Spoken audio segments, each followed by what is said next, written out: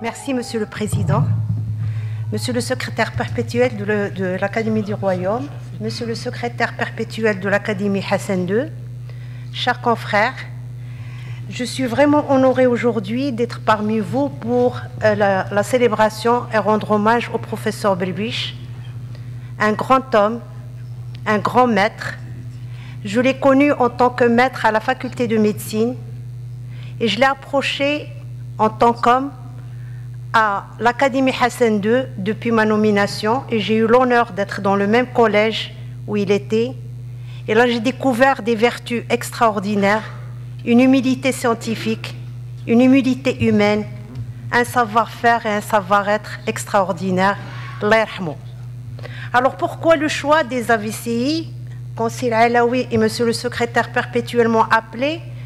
Je n'ai pas hésité à choisir ce sujet pour la simple raison que c'est le premier projet qui a été financé par l'Académie Hassan II et c'est un projet qui a eu le soutien, les encouragements de professeur Berbiche et je sais que ça, à sa mémoire, je voudrais lui présenter maintenant les résultats de ce consortium parce que c'était un projet initié par un des piliers de la neurologie au Maroc, professeur Chkili, et qui a été mené par ses élèves, par nous tous, et c'était au moins une vingtaine de chercheurs, neurologues, cardiologues, biologistes, biochimistes, etc. Alors pourquoi l'Académie a cru en ce projet et l'a soutenu? Premièrement, malgré tous les progrès qu'on a connus, les AVCI constituent encore un grand projet santé publique et une urgence, parce que s'il n'aboutit pas à un décès dans le premier mois, il entraîne des séquelles graves. Il est la première cause d'handicap acquis chez l'adulte, la deuxième cause de démence, bien sûr, après l'Alzheimer, et une grande cause de dépression, aussi bien chez le malade que chez son entourage, qui a la charge de l'accompagner toute sa vie. Alors, le problème aigu au niveau du Maroc, ou problématique spécifique au Maroc, c'est que malgré tous les efforts qui ont été faits, les hospitalisations et les prises en charge sont encore tardives. L'AVC est une urgence. L'action et la thrombolyse doivent démarrer dans les 4 heures de l'apparition. Ce n'est pas le cas dans notre pays. Il y a pratiquement une quasi-absence des structures spécialisées, et je parle là particulièrement des unités d'urgence neurovasculaire. Les malades sont encore maintenus à domicile et d'autant plus que les AVC ne sont plus l'apanage de sujets âgés. 25% surviennent chez le sujet avant 60 ans, donc en pleine période professionnelle. Alors le projet a été mené en 3 parties. La première partie, c'était une étude épidémiologique populationnelle de dépistage qui a été coordonnée par professeur Alaoui Fers. La deuxième partie, c'était une étude prospective pour déterminer les caractéristiques cliniques, biologiques, radiologiques et connaître la liaison entre les facteurs génétiques et la corrélation avec les facteurs cliniques, qui était coordonnée par professeur Slassi. Et la dernière partie, c'est l'étude génétique à la recherche si les facteurs génétiques peuvent intervenir dans la genèse de cette pathologie multifactorielle et complexe. Alors l'étude épidémiologique a été faite en 2 étapes. La première était une pré-enquête. Il fallait d'abord valider le questionnaire et vérifier la faisabilité. Elle a été menée par des enquêteurs et puis suivie par le passage des jeunes neurologues pour faire l'examen et caractériser la maladie. Il a été mené par les 2 CHU de Casa et Rabat. Alors cette étude a été réalisée sur pratiquement 1 année et demie, novembre 2008 à avril 2009, sur un échantillon stratifié et aléatoire qui a été déterminé avec l'aide des experts du Haut Commissariat au Plan. Il a concerné particulièrement la wilaya de Rabat Salem Morzeir et le Grand Casablanca dans son milieu urbain. Donc, il y avait 60 31 personnes qui étaient enquêtées, réparties en 36 700 en milieu urbain et 23 000 en milieu rural, et réparties en 13 000 ménages. Donc pour vous dire que c'était une grande enquête et de grande envergure. La prévalence qui a été retenue est de 284, un peu plus élevée chez les hommes que chez les femmes, plus en milieu rural qu'en milieu urbain. Alors les facteurs de risque qui ont été retenus, mais c'est à partir d'un questionnaire, sont marqués particulièrement par l'hypertension artérielle, dans 55% des cas, le diabète, dans 20% des cas, et le tabac, dans 24,4% des cas, pour dire qu'il y a encore des choses à faire sur les facteurs de risque. L'handicap était plus sévère chez les femmes que chez les hommes, 67 contre 50% des cas, avec beaucoup plus chez le sujet âgé, ce qui est plus ou moins normal, de plus de 65 ans, et en milieu urbain, 62 contre 52% en milieu rural, probablement parce que la VCI, ils ne survivent pas, les gens en milieu rural ne survivent pas à un AVCI grave. Bon, la prise en charge a montré que plus de 50% des malades n'étaient pas suivis au milieu hospitalier et les hospitalisations ne concernaient que 43,3%. Beaucoup plus, là encore, au milieu urbain qu'au milieu rural. Le scanner a été quand même réalisé dans 83,5% des cas. La classification a montré que la forme ischémique est la plus fréquente, ce qui est si vous voulez, normal. Les formes ischémiques sont toujours plus importantes que les formes hémorragiques. Les formes hémorragiques, 8,7% dans les formes intracérébrales et 3,9% pour les formes sous-arachnoïdiennes. Et l'étiologie indéterminée a été retenue dans 16,5% des cas. La deuxième partie de ce travail, qui était la partie clinique, était une étude prospective dans les deux grands CHU de Casa et de Rabat, réalisée par, il a regroupé les neurologues et les cardiologues, radiologues et biologistes. Il a permis de classer les AVCI selon les mécanismes physiopathologiques et déterminer les corrélations, comme j'ai dit tout à l'heure. Donc c'était une étude étalée sur 4 années. Les patients étaient admis dans un maximum de délai de 5 jours. Les AVCI ont été confirmés par IRM et TDM. Tous les patients ont eu un bilan cardiologique avec un électrocardiogramme, une échographie transthoracique, un bilan biologique à la phase aiguë et un deuxième bilan biologique en dehors de la phase aiguë. 197 patients ont été étudiés. L'âge moyen était de 60%, ce qui rejoint à peu près ce qui était fait dans l'étude épidémiologique, ce qui était obtenu dans l'étude épidémiologique populationnelle. Le taux global d'analphabétisme est de 60%, et on a remarqué que 22% seulement avaient une couverture sociale, 2% seulement ont eu le diagnostic dans les 4 premières heures. Une autre chose à souligner, c'est que le patient est arrivé à l'hôpital dans la plupart du temps dans un véhicule non médicalisé.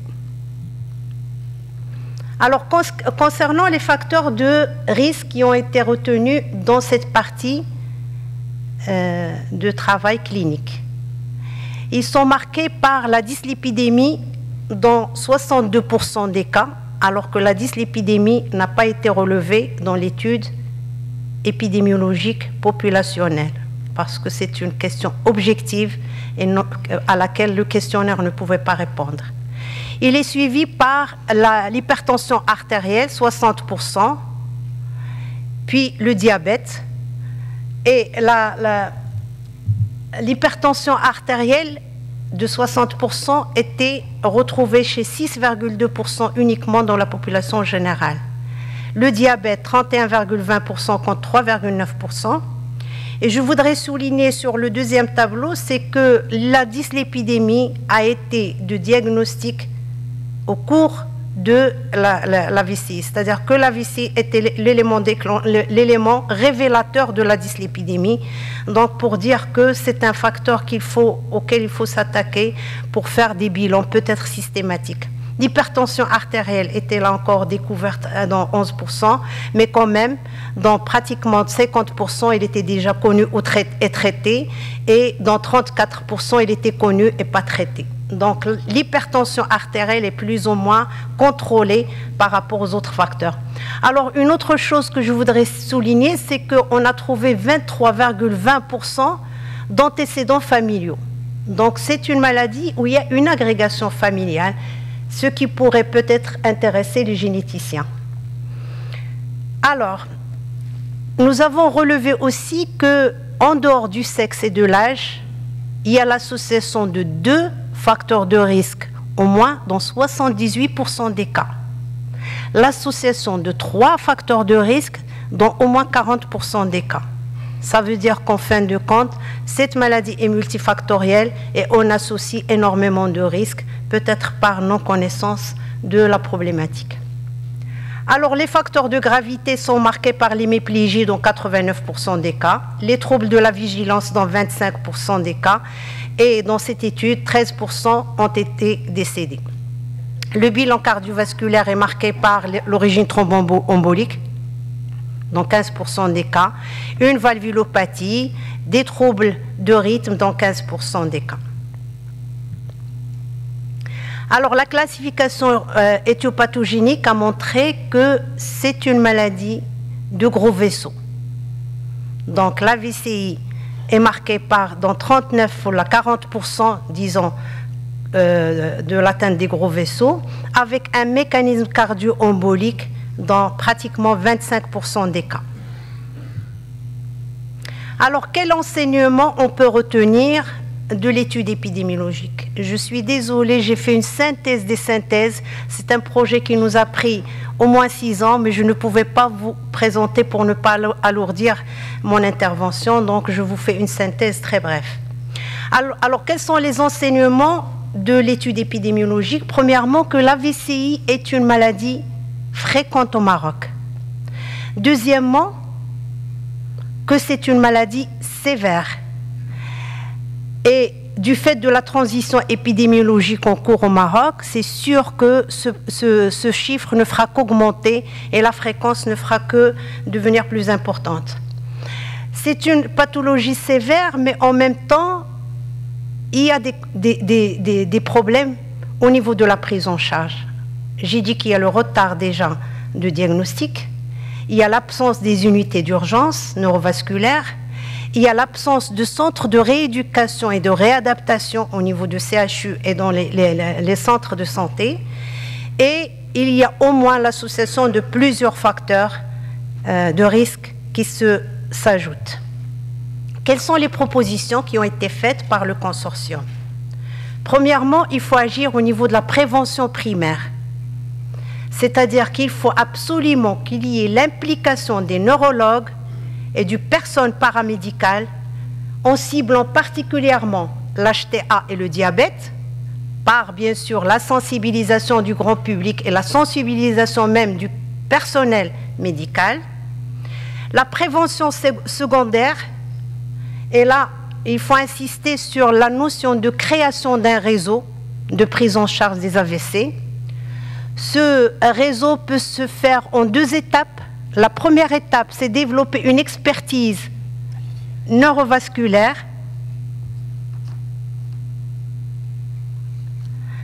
La deuxième étape, c'est de mettre en place des outils de télémédecine pour que l'expertise diffuse à partir des CHU vers les centres de santé. Et enfin, la mise en place de structures de rééducation et de réhabilitation. Alors, maintenant, en ce qui concerne la partie génétique de ce projet, la VCI est une maladie multifactorielle et surtout multigénique. Donc, on trouve que la VCI, elle est au milieu d'un ensemble de facteurs intervenants. D'une part, les facteurs qui sont liés à la maladie, l'obésité, l'hypertension, le diabète, comme on vient de le voir, mais aussi des facteurs environnementaux tels que l'alcool, le tabagisme et la sédentarité. Et les facteurs de risque viennent comme des facteurs de prédisposition avec une grande interaction gène-gène, gène-environnement, et où on ne sait pas si l'effet est direct sur la maladie ou au contraire, ils interviennent sur les autres facteurs médicaux en modulant leur effet et leur évolution. L'étude de maladies multigéniques a débuté vers les années 90.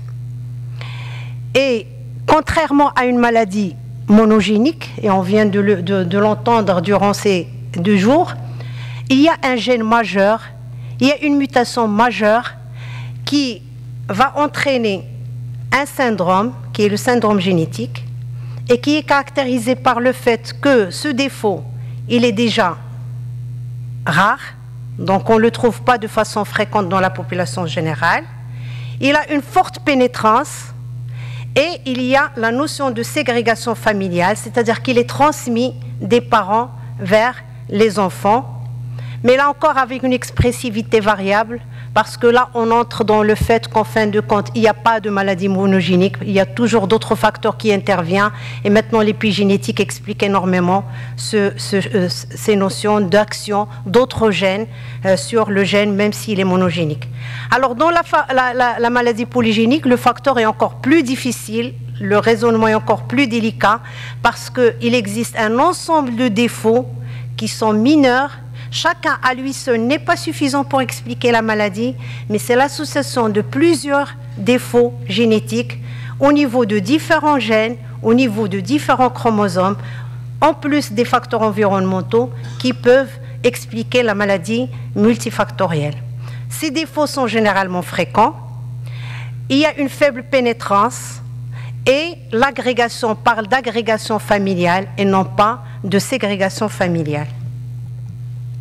Donc c'était un défi qui valait la peine quand même de soulever, parce que la population marocaine est une population ethniquement hétérogène, qui a connu énormément de flux migratoires. Donc chaque fois, c'est l'intérêt de tous les généticiens de travailler sur la population marocaine, parce que chaque fois qu'on touche à une pathologie, on trouve des particularités. Et deuxièmement, parce que c'est un travail qui n'a jamais été fait, donc il fallait voir qu'est-ce qui se passe au niveau des gènes.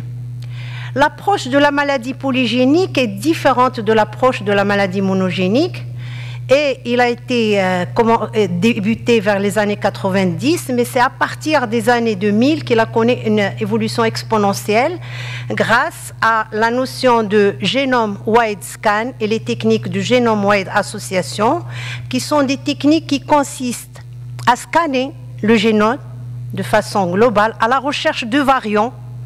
Et ces variants sont recherchés aussi bien dans une population de sujets normaux et des sujets atteints de la maladie en question, et faire une étude d'association et de comparaison de fréquences alléliques grâce bien sûr à des études statistiques qui sont très fortes et qui sont très poussées. Alors dans notre cas, le cas de la VCI, la question qui était soulevée, quel gène ? Actuellement, dans la littérature et grâce à ces programmes dont j'ai parlé, il y a un large panel, au moins 2300 variants sur 141 gènes. Alors, lesquels choisir? En partant des voies physiopathologiques, on s'est rendu compte que l'AVC est question de plusieurs choses. Il y a le sang, donc tout ce qui est hémostase et tout ce qui est coagulation. Et là intervient le facteur 5 de Leiden, le facteur 2 prothrombine, une autre mutation dont je vais parler par la suite, le facteur 5 casablancaise. Il y a tout ce qui est athéromateux qui fait soulever le problème de métabolisme lipidique. Et là, on parlera de l'ApoE, de l'ApoA5. Et puis, il y a tout ce qui est en relation avec le vaisseau lui-même, le remodelage de sa paroi par des phénomènes inflammatoires qui se surajoutent peut-être à ces autres facteurs. Et là, on peut citer l'ALOX, l'ENOS et le système de métabolisme de l'homocystéine. Alors, nous avons choisi 12 marqueurs que nous avons exploré par des techniques de biologie moléculaire, comme vous avez entendu parler, soit amplification du gène et l'analyse avec différentes méthodes, et l'analyse de ces résultats grâce à 3 logiciels statistiques. Alors là, on avait exploré 350 sujets, 165 patients et 180 sujets témoins, avec des critères d'inclusion et d'exclusion bien établis. Et toute étude de maladie polygénique doit être précédée d'une étude populationnelle pour connaître déjà la fréquence allélique d'un marqueur génétique et pour savoir s'il va être significatif ou s'il ne va pas être significatif. Parce que si on prend un marqueur qui est commun, qui est chez tout le monde, il ne pourra pas nous permettre de discriminer entre le malade et le sujet normal. Donc on passe toujours par une étude populationnelle, ce qui alourdit encore plus le travail. Et là, à part le facteur 5 Leiden qu'on a trouvé absent dans la population marocaine, les fréquences alléliques rejoignent un peu ce qui a été décrit un peu partout. Alors, vous voyez, il y a plusieurs variants qui ont été étudiés et on voit que l'odd ratio et la p-value sont très significatifs pour certains d'entre eux, que je pourrais résumer là. Nous avons trouvé association chez 6 variants et la non-association pour 7 variants. Nous avons fait aussi une corrélation entre les facteurs de risque conventionnels et les facteurs génétiques et on a trouvé qu'il y a des marqueurs, par exemple le MTHFR qui est associé au diabète et la LOX qui est associée à l'HTA ainsi que le PAI. En conclusion, on pourra dire que l'association des facteurs de risque dans l'AVCI cas témoin est un instrument très fort, puissant, mais qui a des limites. Parmi les limites, il faut que l'échantillonnage soit très important. Il faut que la population témoin soit dans la même région de préférence, la même origine ethnique et même la même origine géographique que la population des malades. Il faut une analyse statistique appropriée et il faut qu'ils soient appariés même âge et même sexe. Enfin, l'approche des maladies multifactorielles est une approche très difficile et que les données récentes de la littérature nous invitent à une grande modestie quant à leur interprétation. Néanmoins, ça ouvre des vastes nouveaux champs d'investigation et je vous remercie.